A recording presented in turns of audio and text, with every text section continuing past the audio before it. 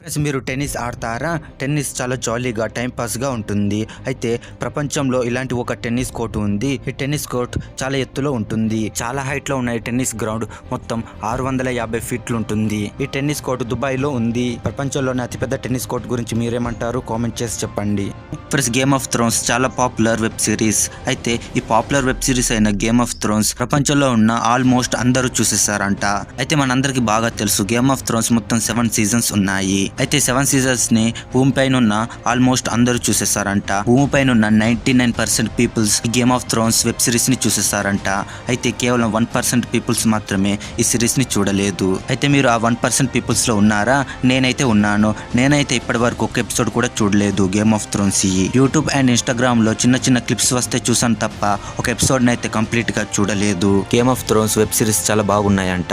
నేను చూస్తాను. సో మీలో ఎవరైనా చూడని వాళ్ళు ఉంటే చూసేయండి. అయితే మీరు గేమ్ ఆఫ్ థ్రోన్స్ చూసారా? కామెంట్ చేసి చెప్పండి. అయితే ఫ్రెండ్స్, ఒక ఇంట్రెస్టింగ్ ఫ్యాక్ట్ ఏమిటంటే ఈ 2 చోట్లకి ఒంటరిగా వెళ్ళాలంటే చాలా భయపడతారంట.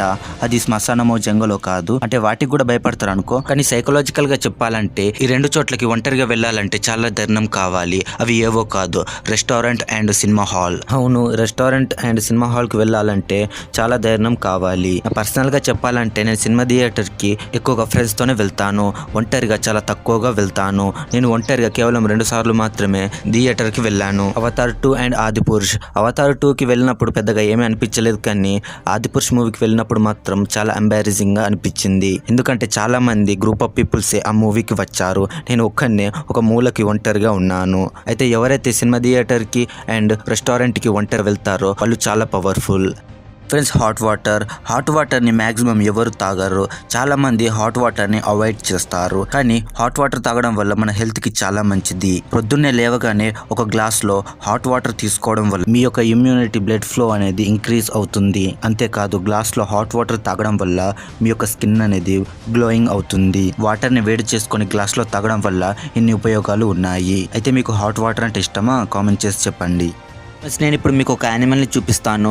ఆ యానిమల్ మనకు చాలా బాగా తెలుసు. అయితే ఆ యానిమల్ ఏంటో కనిపెట్టి కామెంట్ చేయండి. ఇది ఏ యానిమలో కనిపెట్టి కామెంట్ చేయండి. మీకు 5 సెకండ్స్ టైం ఇస్తాను.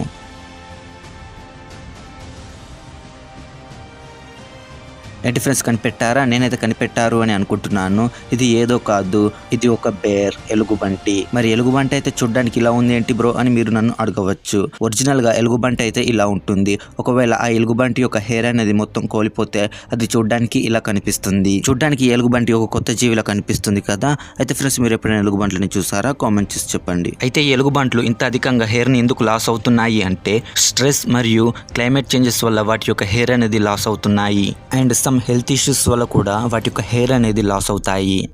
ఆగస్టు 6, 1946 జపాన్లోని హిరోషిమాలో ఫిజిసిస్ట్ జే రాబర్ట్ ఓపెన్హైమర్ గారు తయారు చేసిన అటామిక్ బాంబుని వేశారు. మళ్ళీ తిరిగి 3 రోజుల తర్వాత నాగసాకిలో వేశారు. ఈ 2 వేరు బాంబులు. మొదటిగా బాంబుని డ్రాప్ చేసింది జపాన్లోని ముఖ్యమైన సిటీ అయిన హిరోషిమాలో వేసిన బాంబు పేరు లిటిల్ బాయ్. మళ్ళీ తిరిగి 3 రోజుల తర్వాత ఫ్యాట్ మ్యాన్ అనే బాంబుని నాగసాకిలో వేశారు. ఈ ఫ్యాట్ మ్యాన్ అనే బాంబు ఒక న్యూక్లియర్ బాంబు లాంటిది. హిరోషిమా అండ్ నాగసాకిలో వేసిన ఈ అటామిక్ బాంబ్స్ వల్ల కొన్ని లక్షల మంది చనిపోయారు. అధికంగా ప్రాణ నష్టం చూసిన జపాన్ సెప్టెంబర్ 2న అమెరికాకు లొంగిపోయింది.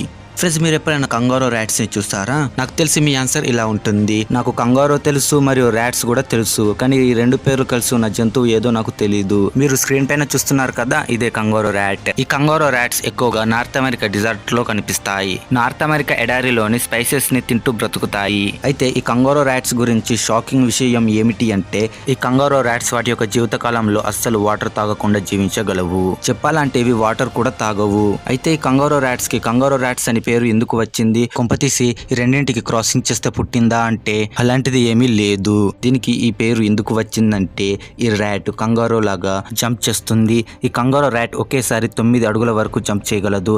అంటే 2.7 మీటర్స్ వరకు అయితే జంప్ చేస్తుంది. కంగారో లాగా జంప్ చేయగలగడం మరియు ఇది చూడడానికి ర్యాట్ లా ఉంది కాబట్టి ఈ జంతువుని కంగారో ర్యాట్స్ అని పిలుస్తారు.